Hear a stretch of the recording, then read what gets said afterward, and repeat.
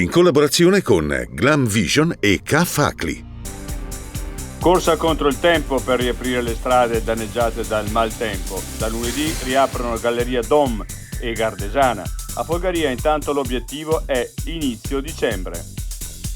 I laureati in medicina disertano i corsi di specializzazione. Il presidente dell'Ordine dei Medici. Trento punti su un progetto originale su intelligenza artificiale e tecnologie. È arrivato l'albero di Natale in Piazza Duomo. Trento si prepara alle feste natalizie. I laghetti effimeri del lago di Tovel anche in ottobre e novembre a causa della crisi climatica. Il Parco Naturale dell'Adamello dice: nascono dalla fusione degli ghiacciai e della neve. Il giocatore insulta e rivolge un gestaccio agli avversari. L'allenatore, l'ex professionista Junco, toglie il giovane dal campo e resta in inferiorità numerica.